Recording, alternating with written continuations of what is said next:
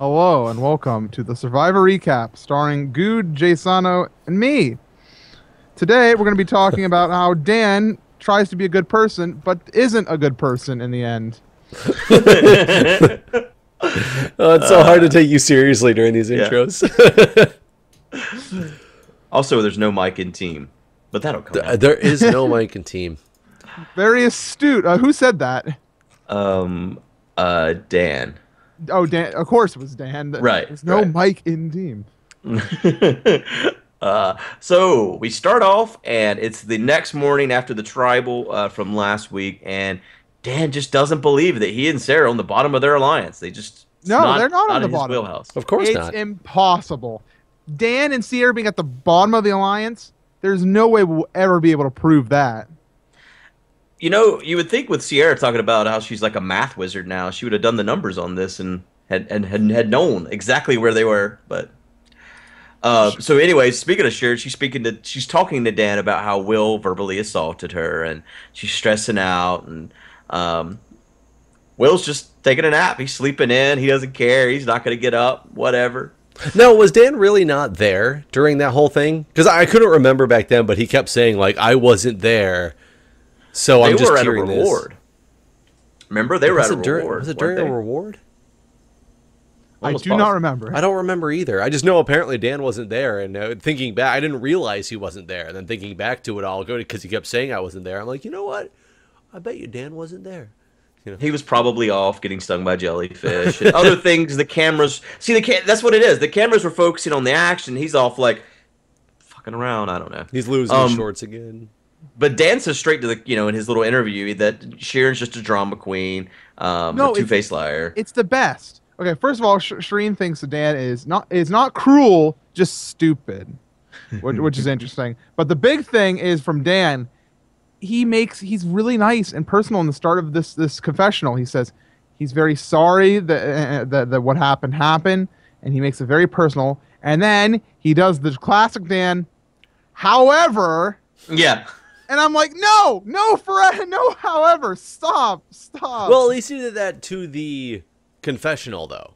He didn't say that to her like he did to Sierra earlier, like way earlier in the game. Know, but it's still like horrible. It's like, why does Dan have to like the second you start thinking maybe Dan does have a heart, maybe he's cool. No, he screws it up and says something like Shireen loves playing the victim again. It's like, please just stop. Calls it karma and yeah, that's the best part. It's just karma. Yeah, that's not how it works. So that was pretty much all we got at Camp Life before they went off to the reward challenge. It's the ground is lava challenge. The ground is lava challenge. Yeah, exactly. It's the same thing I said. Oh, the ground is lava. Which is two teams of 4. Each team gets 4 barrels, 2 planks, and 1 rope. They have to transport all tribe members to the other side of 3 sections using those things. The people and the planks can never touch the ground during that time. And if they do, they start that section over. The 2 teams, blue being Mike, Sharon, Sierra, and Rodney, versus red being Tyler, Dan, Carol, and Will. Now, did they have to transport all the planks? Yes. Themselves and all the people must make it to each section. Themselves and all the planks had to go through each section? Okay. All the items. The barrels, the rope, everything has to make it. I only bring that up because of what happens in the challenge, and I was curious. Right. Now, they didn't say how the teams were chosen, and it made me question how Dan and Will ended up on the same team. Looking at that team, it doesn't look like a very strong team with the 2 weakest, in my opinion, physically people in the game on the same team for a challenge that requires you to have stamina, balance, and things like that. They're also the biggest people, so it seems like they're the weak team, right? But Dan has motivation. He has a lot of motivation for this reward. You're right. What was the cheeseburgers?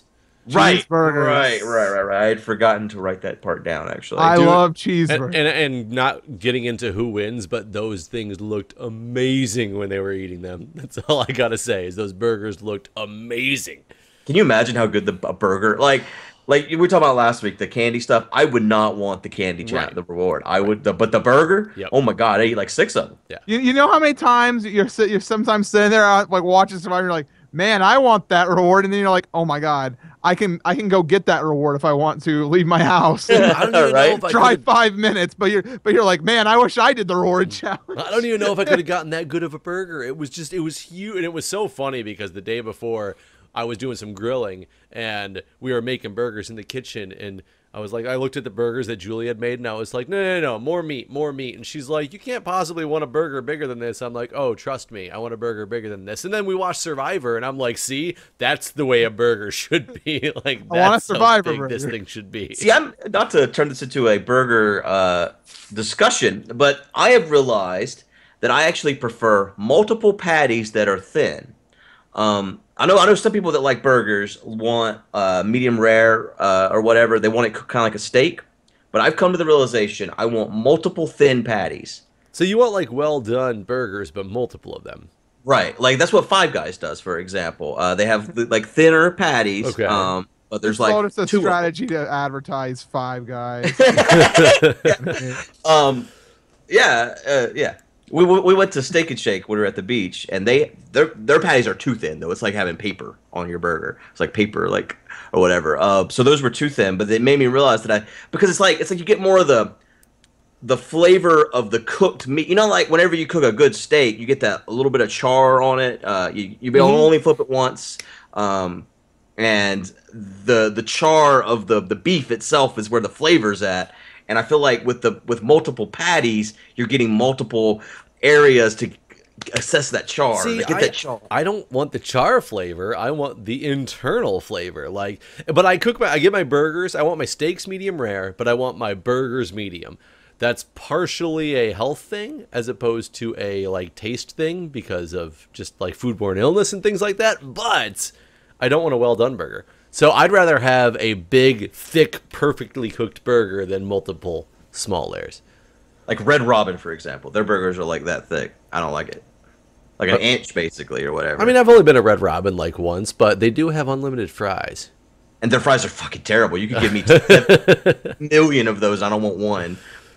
But I guess that's how they can give you unlimited. No one wants another serving. They're like, no, one was enough, please. Like, So the moral of the story is, from what I'm hearing right now, is you guys would do great in the reward challenge because you are this into cheeseburger. Right. I'll take a burger. Sure, why not? You guys I didn't realize we have a 30-minute. I'd fight for this challenge for sure. There's no question. The candy one, I would have fought to win the challenge, just to win the challenge. But if I lost, it'd been like, meh. You know, maybe a clue that I'm looking for, but that the idol's already gone. And honestly, based on this episode as well, it seems like the losers have already made an agreement where they get to eat a chicken. So honestly, if you told me the options were a chicken versus candy, I would have taken the chicken. Yeah, that is true. That is actually a very good point. This one, chicken versus burger all the way. I like chicken, but burger all the way. So back to the actual Back to the reward. Blue team, again, being Mike, Sharon, Sierra, and Rodney. They're doing 3 barrels on their side with planks. Everyone except for Mike is on 1 barrel. Mike rolls the barrels forward with his body, replacing the planks as he goes. Red's strategy was to use only 3 barrels standing up, but planks in between, and they're both moving in between them. Both teams were moving pretty much evenly until the 3rd section, and that's whenever blue team drops a plank and has to go back. At that point... But they didn't even go back that far. They literally dropped the plank like the first move into the next section. So it was like, look, you went back 1 step. You got plenty of time. You can make this up right here. I'm feeling like that the red strategy was always more sound. It was more how the challenge was designed to be done. So the fact that they did something unconventional and got as far as they did, I think is pure luck. I don't think that it was ingenious what they did. So I disagree that it's pure luck, but we'll get into that in a minute. Well, I think that the problem with that challenge is it hinged too much on an individual. And maybe that's why Dan said that there's no Mike in team, because of the fact that it hinged on Mike continuing to do what he was doing to move those barrels and set up another barrel for them to all stand on. And if he ever failed, which he did in the 3rd thing where he dropped a plank, then it was game over, basically. And I think that's the only difference, is that I think that if you were giving them a mile to do it in, over a mile, blue strategy would still be viable versus over a mile, red strategy would still be viable versus blue. Mike's going to tire out eventually, which he did, and that's why he ended up dropping the plank, right? I would agree. I would agree. But I think in the time frame that they were given, I liked their strategy. I liked that it was something different, and I think it could have won. I still think they could have won had they not freaked out at the end when they dropped that plank. They were literally like one little teeny bit behind, and they were like, "Oh my God, we got to do this. We got to get to the end. We're now behind." And right. I liked what happened once they dropped that plank, though. So they dropped the plank. They have to go back and start over, and they try to basically pull a Hail Mary there. Everyone got their own barrel, crawling on their own barrels. And Mike, no, I think they were crawling on them. They were on top of them. Oh, right, yeah. I'm sorry, yeah, rolling on them. I guess, yeah, I didn't know how to describe that. Like, I don't even know. Maybe I'm different than you guys, but did you not say that the very second the challenge started? The first thing that I said is, I wonder if they could pull this off by just rolling on one of the barrels across the thing. I didn't think of that. It's my mind. Not until they actually did. The very first thing that I thought was, I wonder if somebody's going to try this, because that would be amazing if they did. If they had pulled it off, it would have been beautiful. I was cheering for them, man. I didn't even want that team to win. I was just cheering because they would. Out of curiosity, bringing this up, and I have a picture to show for the audience that you guys will not be able to see, but based on that, so blue team tries that, but can't pull it off. For one, you have to look at the fact that you have Shireen. That was the one point that I knew. I was like, you're not going to be able to pull this off. Shireen cannot physically do this. There's just no way. But they try this strategy. I guess we can jump to the end, the fact that they don't win with this strategy, so red team wins. Did you see the girl that you guys don't know her name? Sierra. Do you know what she does for a living? She's a barrel racer. Barrel racer! Like, she doesn't race barrels. She races the horse through the barrels. Around the barrels. I thought it was hilarious that right after this challenge is done, and I'm showing a picture right now for the fans to see, is her in confessional after they lose, talking about it, and it says Sierra barrel racer right under it, and she's talking about how they lost the challenge. And I'm like, you just lost a barrel racing challenge, and your profession is a barrel racer. Oh man, sorry, Sierra. Well, I mean, I was sure. I think they would have still done it. Sharon's the one that fell off. I think that everyone else on that team would have made it across the finish line, except for her. I don't think Mike could have. And to be honest, I think he was so tired out. Tired, right? And for some reason, they still gave him all the boards. Well, and Mike did fall, but Mike fell after Shireen did, and I think it was because they yelled that Shireen had fallen already. I don't think he fell because he was like, "Oh, I also fell." I think it was at that point you have to go back anyway. But I like how at the end, so Jeff's talking to him and telling him what they're gonna, yay for you or whatever, and Dan's like, I just feel so bad for Rodney not getting any rewards. Jeff's like, well, you can give it to him, and the look on Dan's face when Jeff says that was just like, oh God, no. Why did he even say that? I guess he's trying to win favor with Rodney. But I don't know. You have to know. It's season 30. You're allowed to give up your reward. Dan's a connoisseur of the game. Yes. Yeah, I agree with you completely. He got really lucky because Rodney's like, no, I want my shit legit. And then Jeff's like, you dodged a bullet there, huh? I want to know in real time how long it was in between when he said, like, you can give it up to him. Versus for us, it was like 2 seconds. In real life, it was probably like a bunch of stares back and forth. And Dan just like looking off. Like Dan look over at Rodney like, oh God, please don't take my burgers. Oh, poor Rodney. No challenge wins. So they go back to camp, and again, the losers are eating chicken, like I already brought up. And at this point, they've made no mention of it. So this has to be some kind of agreement that they made that if you don't win the challenge, you get the chicken. Right? I mean, I would think, or more people would have to blow up that, like, all of a sudden, no, there's less and less chickens every day. Right? Yeah, and it's not the same people. It's not like the same people been eating chicken every time. It's just the losers. So, and they eat the whole thing. And there's even less people in the game each time. So they're getting more and more chicken. It's becoming more and more advantageous to not win the reward. Because there's only 4 of them, right? That lost. So they each got a breast or a wing at minimum, depending on how well they cooked the thing. Yeah. That's good. I mean, I'd be happy with a thigh and a leg, thigh and a wing, whatever. Yeah, that's fantastic. Rodney's miserable though through this all. He needs his alone time. I'm really surprised to see Rodney is like really sad. It's like I don't know what's with him, but he just needs alone time from what he says. So he kind of just like disappears for a bit. His confessional was hilarious. Like I didn't understand it because whenever what was his name that Rodney was best buds with until he got voted? Joaquin. Oh yeah, Joaquin. Joaquin. You know, whenever they first met, he basically was like, "Yeah, me and you, man, we'd be the party type in the club together, and everything." But now he's acting like he's an introvert or something. Like I need time to recharge away from everyone. Yeah. So I don't know. I'm a little bit torn on his personality. He's just like a schizophrenic or something. It's because his nails are dirty. He hasn't showered. Oh yeah, He's miserable. He basically smells. I think he forgot he was on Survivor and not Big Brother. Right? Big Brother's really got it made. Now we're going to hear from Sierra now, which is amazing. Sierra does a lot during this section of the show. It was pretty crazy that this person who just got on the show this episode did so much and knew so much. I know. Sierra knows a lot for somebody who just came off of Redemption Island. What does Sierra talk about? She talks about how Tyler is the best chance to win.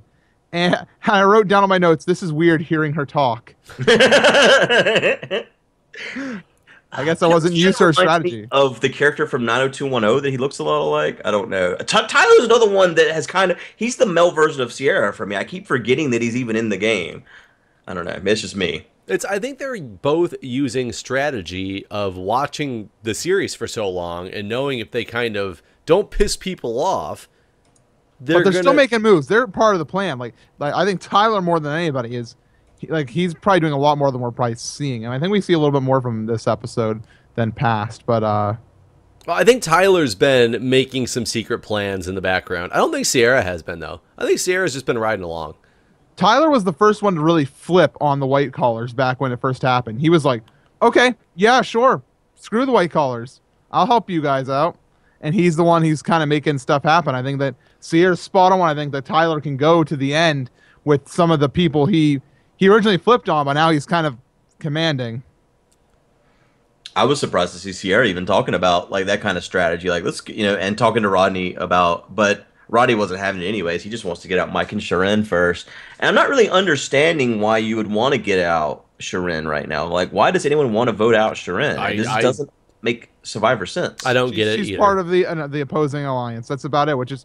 It's kind of a crap strategy at this point in the game because you have to start, voting out members of your alliance eventually. So why not use these extra votes to sway it? And that's what Sierra's trying to do. Sierra's playing a smart move. She's saying, hey, Rodney, vote with me and Sharon and let's do something. And instead, well Rodney's never going to work with Sharon. It doesn't matter, how much good plan it is from Sierra.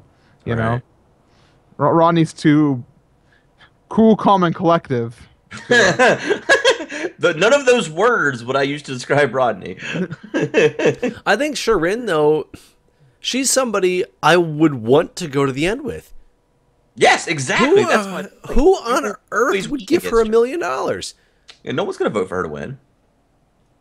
Yeah, exactly. That's my point. You don't think Sharon can win $1 million? No, definitely not. Who could win against that's in the game right now? In the game, we have what? Sharon, Mike. A final three scenario: Sierra and Dan. I'd vote for Dan.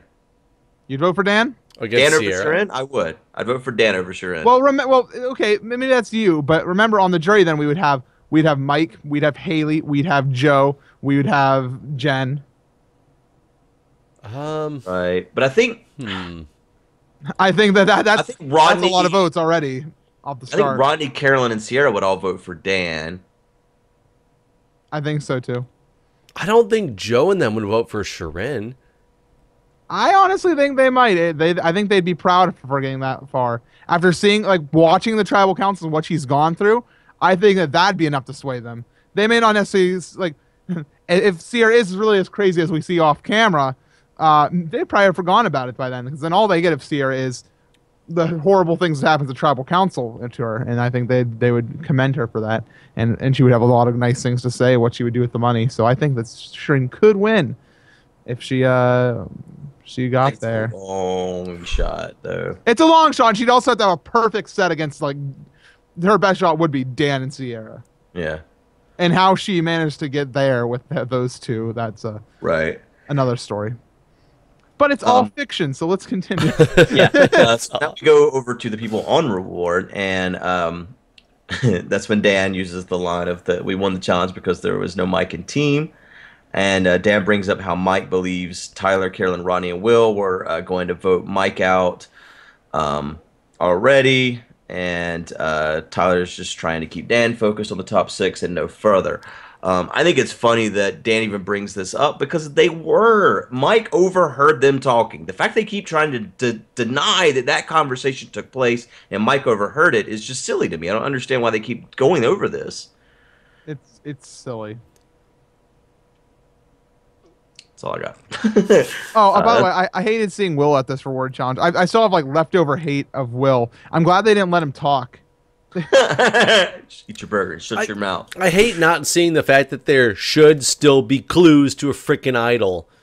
Despite that the idol's already been found, there's supposed to be clues at the reward challenge. There might be, but we just don't need to see them. I want to see what's happening with them. Is somebody finding them? Are they trying to hide it from other people? Are people like, oh, we already know that this has been found and like throwing it away? Like, we got 42 minutes. We got 42 minutes. But it's important to the game, just like the schoolyard picks. No. We got 42 minutes an episode. I don't need to see schoolyard picks. You know how we get more information out of a 42-minute episode? A shortened intro, which they have already done. Let's move on to immunity. So immunity challenge, and it's that challenge once again.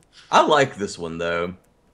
It's interesting to watch. Just me. I don't mind it. I'm just still. I don't mind the challenge itself. I mind its frequency. Okay, yeah, I don't disagree with that. So I don't disagree. Thank you, Dan. The big spin in this challenge, though. What was? Oh, right. This pissed me off. We gotta stop doing this recap. Hurts my blood pressure. I'm gonna check my watch later to see what my BPM was during this, because this episode was the not only this bullshit, but also the Tyler snooping through his bag.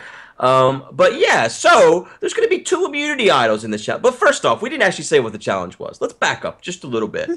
We just talked about how it's frequent. The challenge is you have to hold a handle, and there's a rope spooled up on the handle, and if the rope unspools, you get water dropped on your head. The tension on the rope is based on 25% of the person's body weight at day 1, and we're currently on day 29. So if the rope untwines, water's up your head, you're out. 2 people get immunity now. 1 man, 1 woman. The issue here is the math, because there's 3 women and 5 men.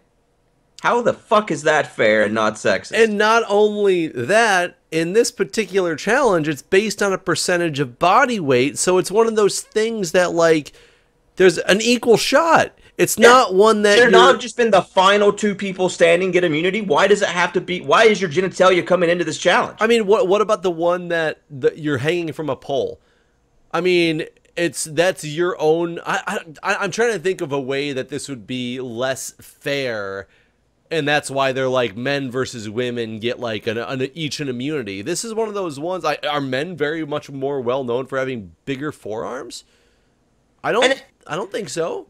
How do you? I don't understand how this is determined. Like, what if you're just a really skinny man that has the same body type as a woman? Like, would you be considered in with them? I don't understand where the fuck they were going with this. It would have made sense in the previous Survivor when it's man versus women, but this is not man versus women. This is white, blue, green, not green, red. So I don't understand. I don't understand why they did this, and I think it was just very sexist. I didn't like how they split it up. I was like, sure, a double immunity, sure, why not? But I was kind of like, oh, we're doing it like this when it's already kind of made even just by the 25% body weight. So I agree with that. I mean, it would have been better off for them to have gone 2 immunities. We'll take the reward challenge from earlier and the 4 people who won versus the 4 people who lost. Like, yeah, that'd have been cool. That would have been cool. That would have been a new thing, right? It would have been something random that they weren't expecting. That conclusion. I feel like it's very progressive, but yeah. Previous runs of this challenge apparently lasted 30 minutes. TIL. After 15 minutes, Probst. Sierra's having trouble. Sorry, what'd you say? Thanks, Probst. Yeah. Sierra's having trouble. Jan comments on Dan trying to wind the rope back up. Dan corrects him by saying, succeeding. Just had to write that down because Dan. And Rodney also winds up. He doesn't have to talk about it like he's some amazing person. I think I was kind of upset about the way that this thing was designed because Sierra loses it. Water dumps. Yep. And water sprays on everyone around her. Well, for one, water sprays on everyone around her, which can throw them off. And then the second person who goes out doesn't even get a splash of water on him from his own damn bucket. Really? He walked away completely dry. Oh, he just let go of water. And I was the water is just a thing. Well, I mean, for those who were hit by it, like really good, it was very humiliating looking, and I was like, nice. That's pretty good. I think it'd be even cooler if they put like some food coloring in it, and just like dumped their color of their stand on them, all orange. Let's go back to the old Nickelodeon goo. Yeah, just get slimed. There you go. I just didn't like the water don't let people beside them because it affects their game. It may take them out of their concentration, but it also get their hands wet. Now they're slippery. So I just didn't care for that portion of it. This is the second time there's been a challenge with it. I felt like the platforms were designed poorly. The other being the one where everyone was told to sit down, not to interrupt everyone when they could have just been separate platforms. But yeah, Sierra goes out, and then Tyler's the first man out, followed by Will. Dan starts slipping, apologizes to Rodney as he lets go. So now it's down to Rodney and Mike and Sharon and Carolyn. And then Sharon falls out. So Carolyn wins the female immunity. And that's whenever Dan goes into like, you could do it, to Rodney. Me personally, would that help you guys? If someone is like in your ear, like constantly, you got this, you got the biggest balls of the court. I think that yes, if it wasn't Dan. Yeah, maybe you're right, honestly, because I just don't like Dan. I don't know. Yeah. Encouragement can be good or bad. It depends on like. Sometimes I like to focus. Like you just really have to focus, and you want to everything. You need to clear your mind. Quiet. You need your mind to be quiet. Yeah. Right. Sometimes encouragement, like in a big stadium where it's really loud, people thrive on the crowd noises and this and that. I guess it's more of an individual thought process in this one. I was surprised that Mike started watching Rodney. Like because he was quivering, man. His lip was going. He was sweating profusely. Did your wife type this up? Yes. Yes. What my wife typed for anyone else is Mike quivers and sweats almost as much as Guude. But in the end, Rodney cannot hold on, so it's Carolyn and Mike that win immunity. It would have been pretty interesting to see Sierra and Mike win, obviously, just for the Shireen and Mike. You said Sierra and Mike. It would be Shireen and Mike. Yeah, sorry, yeah. So right. What was your thought on Mike? So at the end of this whole thing, I thought they did it. They built it up in a good way. Like, actually, I was like, oh my God, who's going to win? Like, the way they actually ended this challenge, which a lot of times they fail at doing in the production area. And Julie and I were both yelling in the room, and she was like, she hates Mike from what he did in the last challenge, like with the not purchasing the notes and all. And I was like, dude, I actually want Mike to win. I want Mike to win. Too. So we were like back and forth on this. I thought it was a really good, cool way that it ended. Like, yeah. Not only that, but the flip for Mike too, just because I like the drama. The sound design was amazing during this challenge. They did a lot of good stuff with sound design overall this entire episode, I think. No more spooky ghosts. Yeah, no more Satan. No, I believe during that first confessional we talked about with Dan, when he says, however, there's like a sharp, like a shing note, right? Like, it's like perfect. I'm sorry. I love that part of the show. Just listening to the sound of it, I love listening to the sounds of Survivor. So they go back to camp, and everyone just like, all right, here's the vote.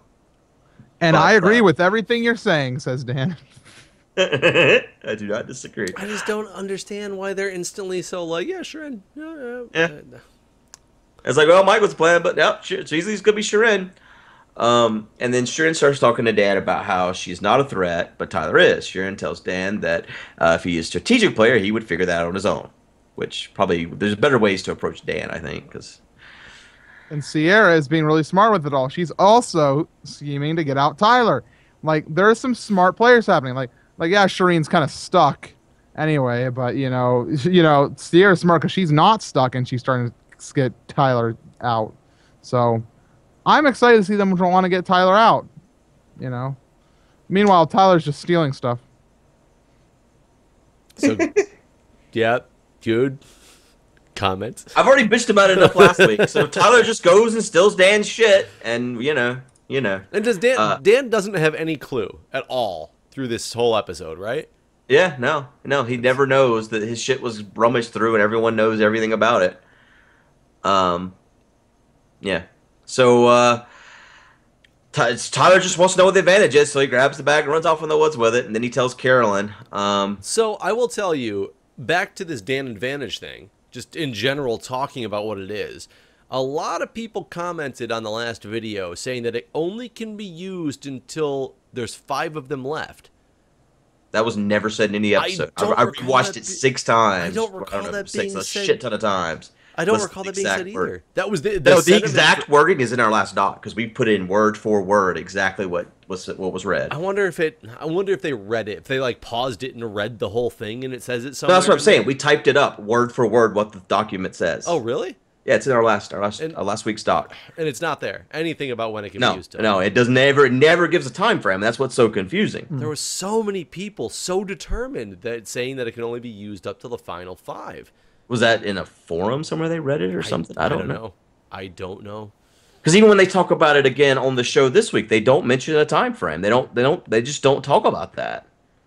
I don't know. So people comment. Let us know where you found that from because we have no idea. Not a clue. So Dan and Mike are hanging out in the woods. Dan is not good because he's worried that Sharon and Mike may use their idol to take out Dan. Mike also asked Dan how he would feel if this was the last chance to take out Tyler. So we have like a lot of plans in motion, all aiming towards Tyler. Right. And it really feels like that's where it's going to go in the end. Now, during all of this, I just kept thinking, I was trying to decide which would make more sense for Mike. If it would make sense for Mike to play his hidden immunity idol for Sharon and get out whoever they want, Tyler, whoever. Or would it make, and I'm just thinking about Mike. I'm not thinking about like him and Sharon. Just for Mike himself, does it make more sense to keep Sharon, get a vote, and get out Tyler? Or does it make more sense long run for him to keep his hidden immunity idol for himself to know he's definitely good in the next thing? What was your guys' opinion on that? So the problem with it is Sharon's Mike's last only ally. So the second he loses an immunity challenge, he's gone. So if he used his idol on Sharon, it's going to be that he knows he's vulnerable the next time, though he's got 2 people with him. Whereas if he keeps it, he's got one kind of like forgiveness round, and then he's better win every immunity challenge from there on out or change the vote. But it's just still him. It's just still him. Because at first I thought the best idea would be give his immunity idol to Sharon for sure, 100% guaranteed. Because they're not gonna split votes. There was no way to even split the votes really. So I thought that was where I went. And then I looked at the numbers. I was like, well, even if it was just Mike and Sharon, it would still be them against Sierra, Carolyn, Rodney, Dan, and Will. So that's still 5 versus 2. Right. So I just don't know. Even if they pull, so let's say, I thought maybe they could pull Sierra after they got rid of Tyler because that's what Sierra wanted. So then it's still Sharon, Mike, and Sierra versus Carolyn, Rodney, Dan, and Will. So it's still 4 versus 3. And I cannot think of anyone in that list that they could pull in. Will hates Sharon, so he's not going to come over. I don't think Carolyn's going to flip either. So I don't think they could break the Will, Carolyn, Rodney, Dan group even if it was Sierra, Sharon, and Mike. I think no matter what, Mike would still go out next. And think how powerful Mike thought he was, 2 episodes ago, where he forced Joe to give him his hidden immunity idol. Right. The fake one that he made. Like, how big of a man Mike felt like at that point, and now he's sitting there with the hidden immunity idol and immunity, and we still can't even mathematically find a way that he can go to the end. Yeah. And it sucks because everybody's calling Mike for victor. That's what everybody's been saying. It's like Mike has to win this game. He's too likable. He has to win the way he's been playing. People said that about Joe 2 episodes ago, though. The numbers are hard for this guy. You know, it's like he's got one idol. It's going to get him 1 vote. He has to win challenges now, but luckily Tribal does help him a bit. So for Yeah. getting numbers. And we should talk about tribal. All right, so it starts up. The jury is Haley, Joe, and Jen. They all come in. Jeff says to Sharon, her people back home are, or wait, Jeff Sharon, our people back home are boyfriend, his family, and her BFF. Why is that here? Why is that in this document? Because Sharon was making a point to bring up after the last one where Will was saying that she had no family and nobody loved her. She made it a very big point to talk about specific family members who were at home watching her and rooting for her. I remember thinking the same thing while it was going on. I was like, wow. At the last episode, like, Will's like railing into her, saying she knows nobody, and this one she's just like, my boyfriend, my friend, my family, like, blah, blah. She like rattled off a bunch of people. I think it was specifically to try to make herself feel better. Okay. But then Dan's like, well, I'm adopted. Yeah, that was kind of random. And he's comparing being adopted to Will berating her. And her she having was adopted too, right? Domestic violence. I don't think I don't think so. She's not adopted. See, that's what I was so confused when this happened. I was like, oh yeah, that's right. You're right, MC. It was Dan was comparing him being adopted to Shireen getting domestically abused. Which is like, and like Probst called him out. He's like, "Are you comparing the two?" You know, it's like, and it's kind of like, what you're doing is you're saying that adoption is the worst. It's so bad that you're being abused when that's not the case at all. Sometimes adoptive parents can be like the most loving parents.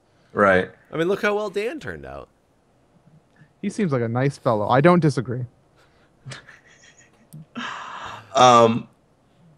Yeah. But then Sharon also brings up that no one has said that Will was wrong. Like, no one has really defended her is what she's bringing out.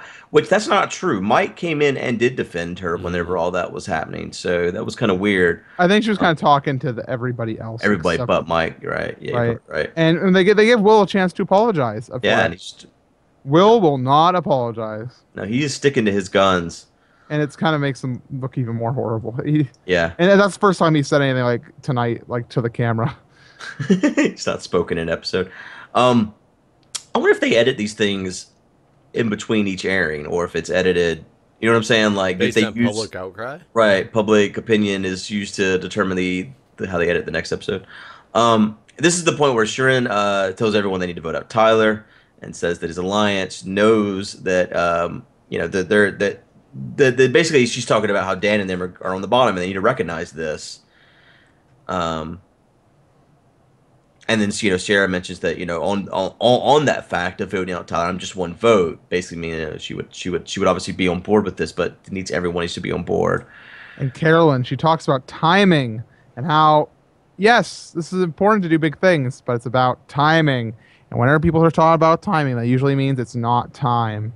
And well, Carolyn's Tyler's buddy, so it doesn't really matter. I don't care. I don't know what. I mean, I think Carolyn has a strong player. She has an idol that nobody really knows about, but she also has been more of a background figure to Tyler that I don't know if she could win it at the final because of that. It's like, oh, by the way, I actually have an idol that I had with me in the entire game.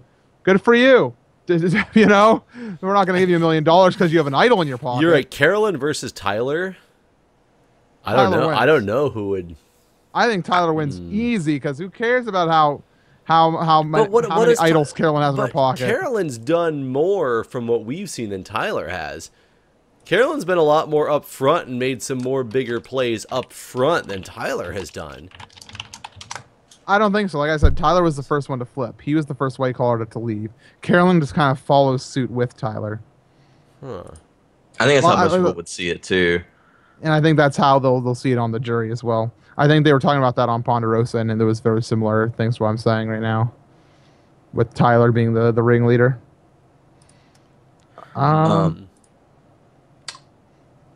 Yeah, so this is the point where Mike is talking about how they're all going to be cannibalized at some point, and Tyler says that everyone has a last to keep their blinders on. I think Tyler's starting to get a little bit worried with so many people saying we should vote out Tyler or whatever. But what does he mean by keep their blinders on? Don't pay attention to your surroundings. Yes, don't listen to what everyone else is saying. We're good. Yeah. It's kind of dumb that Tyler's like, he's totally got them all entranced. Yeah. In a way. I mean, if somebody straight up told me to put my blinders, somebody I was following said, put your blinders on, I'd be like, ooh, something's wrong here. He doesn't seem fishy. Yeah, something seems a little bit off on this situation now. Well, we need to break it down now. Mike's going to break it down. He says, I have an idol. I'm going to give this to Shireen. You guys have to vote out some of you tonight. Good luck. I recommend Tyler. I won't personally vote for Tyler, but that's who I recommend. What did you think the second he pulled out his idol? Right, the first time when he pulled it out of his pocket and showed everybody, I have an idol. What was your first thought? Good or I bad? knew at that moment that he wasn't going to play it for Shireen. Yeah, because if he was going to play it for Shireen, he would have just not said anything, and that way they could both vote for Tyler and they could vote out Tyler. Okay. I completely agree with what you just said. That's the same thing that I thought was he's showing people it's a bluff as opposed to he could have blindsided them. Yep. But it's some people don't call the bluff. I mean, no, and that's true. But then I thought the second he pulled it out, I was like, what an idiot. I can't believe he did this. And then the more I thought about it, I was like, and I think it was a smart move, personally. It's the smartest move. Good strategy like that he's got going on here. Because, as we've said, Tyler's Alliance has their blinders on, and as Tyler wants them to have. And by doing this, since he knew he wasn't going to play it for her either way, it could go one or two ways. Either because what he says is that I'm not going to vote for Tyler myself. I'm voting for one of you guys. So if one of you guys don't want to go away, you need to vote for Tyler too. Otherwise, the only other vote's going to be you. And you're going to go. See, that's where I don't agree with this whole thing. That's where the waters get way too muddy for me. Actually, I think it's good. I think that was smart because it forces people to show where their loyalty lies to the point that it can prove that not everyone is in the same alliance like they all think. I think it's about causing so much confusion that people don't know what to do. I think that's what it's about. It's about you said it makes the waters too murky. I think that's exactly what we want. We want this to be like, what do we do? No, no one knows who they can trust peons running around. I think it made it murky enough to know, like, if he said, I'm voting for Tyler, Shireen's voting for Tyler, she's getting my immunity, do your thing. I think all you need to do is get two people to be like, holy crap, he's going to play this thing for Shireen. Tyler's gone. You now have your alliance, you now have your idol. Whereas by saying what he did, it required 3 people minimum to switch. But that wasn't his plan. His plan wasn't to get out Tyler. It was to get somebody else out. No, it his wasn't. His plan was really to shake shit up let Shireen go home unless everyone actually did flip on Tyler. Well, break down the votes for us. Okay. So what we have is Mike and Shireen vote for Tyler. Sierra, Carolyn, Rodney, and Dan vote for Shireen, and Will and Tyler vote for Dan. So what ended up happening, whereas Tyler no longer went with his own plan, Tyler flipped and voted for Dan. And that's the whole thing. Shireen's maybe gone and people are clapping, but Mike has a one-snide thing to say with a big grin on his face. Dan still got 2 votes, and that's gonna cause the breakdown. I think that shows the cracks. I completely agree that is. It's going to cause confusion and make things great for the next episode. However, I think they had a better chance, Mike, of pulling the strategy of getting somebody but him and Shireen out. And even if he doesn't play his idol for Shireen, Shireen would then have his back the entire time, and he would have an idol. And they only needed 2 people to flip, as opposed to 3, which it would have required for this one. That didn't happen. Well, what's funny is that Mike did vote for Tyler, even after he said he wasn't going to. That is kind of weird. I didn't notice that, actually. That's just him. I mean, basically, he was just lying. He was lying to people to see what they would do. So he got 2 people to switch their vote. Will and Tyler both switched to Dan. You know what? I guess I didn't watch the votes getting read at the end to realize that it was Mike who voted for Tyler. It's all pandemonium. That was the entire point of the vote. It's like, Shireen, you're gone. Sorry. But hey, now we can definitely make something happen now that we've scrambled the eggs, as it were. Basically, I think that this saved Mike. I don't think Mike is going to be on the chopping block next time. I think now Dan will realize that obviously he is in the bottom 6 of his alliance, not So it'll be Dan and Mike versus I don't Sierra, think so. Carol, and I think Rodney. Mike can get Dan and Will and Sierra. Why would Dan want to get Will when Will's one of the people who voted for him? No, I'm sorry. I think Mike. I'm sorry. Did I say Dan? I think Mike can get Dan, Will, and Sierra. Now, Dan and Will working together, like you said, is less likely or whatever. But yeah, I do think that Dan will now know something's up, and Sierra already wants to. I think next time it could honestly be Mike, Sierra, Dan, and Will all vote out Tyler. I would hope so, because if not, I think Tyler wins.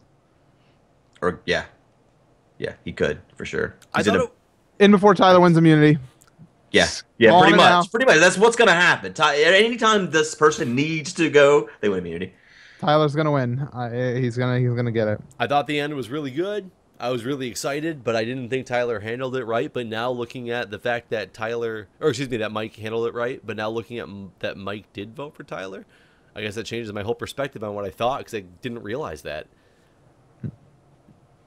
It's all madness. Also call out that the votes show that the 6 did turn on each other, but no one seemed to really care about that. They were just like, okay. No, I think they cared, because like it was all yeah, woohoo, oh, you know. Well, because then you see in scenes from the next. Yeah. Alliance But is real quick, crumbled. Sharon also said in her post interview, she said she doesn't blame Mike. She's glad that someone voted for Dan, and she's ready to see how it plays out. So that's her. But like you said, go ahead. Next time, the alliance is crumbling, and Rodney is done with Survivor. Just like Jen was done with Survivor, and then continued to play for another 2 weeks. Yeah. It's so funny how they get out there and then I'm quitting. I'm so mad, I'm quitting. You're not in no final 7 and quitting. You shut up right now. Yeah. Yes, final 7 and quit. What is the latest somebody quit? I really have don't no idea. know. I don't know either. I mean, there's been late ones that have gotten medevaced. Yeah. I have no But idea. latest somebody quit. Not a clue. I'd like to talk briefly about some rumors that are going on for season 31. So, what it's looking like, and this might actually start up tomorrow or today when you're watching the recap. Apparently, after this week's episode airs, they're going to open up voting, because this next season is called Survivor Second Chance.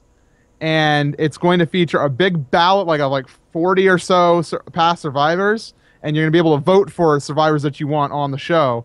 And the entire roster is going to be built from people who you voted to the top. Okay, so it's going to be Joe, Ozzy, Malcolm. Spencer's, I think, going to make it on there. It depends if they're in the list too. Yeah, it also depends. I'm not they're sure if on the list. Ozzy's eligible to come back. I know there was some drama about all the porn he did after Survivor. Oh. I I didn't know he did a bunch of porn after Survivor. Yeah. I think they're talking about there are some castaways from this latest season that have the potential to come back. So people like, I don't even know, Mike could come back if he's voted out next time. So that's why I think it's interesting that we're waiting until next episode. That's what I was about to say. Like, I don't who's think going? they would put anyone on the ballot that's still in the game currently. Right, because that gives away that they didn't win. Right. Well, is it castaways from well, you're right, it's Second Chance, so I guess it would be that. Can you imagine if the second place person in this season is on the ballot? That would be wacky.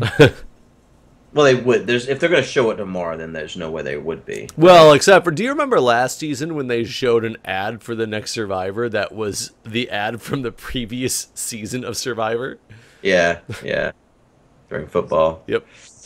So hopefully we get something exciting regarding that, because I think the idea is sound too. That second. Yeah, it's a cool idea. They should do something like Smash Brothers, where anyone that wants to be on the show can basically start self-promoting themselves and draw through social media to get people to vote for them to be on the show. I think that's kind of what's going to happen with this whole voting thing. It's like, yeah, but I mean, people that imagine. have never been on the show before. I'm just basically like thinking very randos. selfishly here that there was maybe a possibility that we could get together and get all the fans of ours to vote one of us on. Dude, that'd be awesome. Minecraft Survivor. All right, Jeff, you're on. You're my choice. Yeah, honestly, if it as selfish as I would want to be on the show, selfishly I would want to be on the show. I would rather you go. If it was only one of us, I'd rather it be you. because you're way more physically fit to do this than I am. Dude, sure. we need to go on one of those like couples ones, but they don't have to be couples, obviously. But when people go in teams, dude, let's start applying for Amazing Race together. Dude, hell yeah, we could do Amazing Race. We could do that shit. plus, nurse firefighter will win votes with the jury. So yeah. You would just go on there and just kick ass as long as you got to the end. And we should just do that. We should, just go to like somewhere and film our own real life Survivor together. Just like all the Minecrackers. I mean, I got all these woods back here. We could do it at my place. Dude, I'd be game. Just like do like a 2-week Survivor or something. Let's do it. All right. Anyways. We just need somebody to actually like host. I mean, maybe you could just tweet out, and maybe Jeff Probst would even come and do like some guest hosting of. I'm sure he's not busy. It's probably not under any kind of contractual agreement. I'm with sure. CPS I'm sure he's not. You know, I'm sure he doesn't have point. any talk shows. Oh wait, he doesn't have a talk show. Well, let's find a guy who's named Jeff like Tropst who's out there, and we'll just like get somebody with a very similar name to come out and do it. Doesn't matter what he looks like, as long as the name's about the same. He just needs to say "dig deep." Yeah, that's all he needs. Yeah, I'm game. Let's do it. Survivor. See you next time on Minecraft Survivor. Yeah, but we should find out how do these? We've asked this before. How do the groups when they go on as together? How do they go on to like a show like Survivor? Like when they did Blood versus Water. Obviously, that's a little bit different because the second one was past members with their kin or whatever, but the first one was just random people who knew each other, right? How did they advertise? How did they audition for that setting? That's what we got to find out. Yeah. I think they just knew someone. I'm almost guaranteed that's what it is. But hopefully somebody knows us out there. MC not having any of it. MC's actually one of the producers. Oh, gosh. All right, guys. Next time. Bye. Bye. See ya.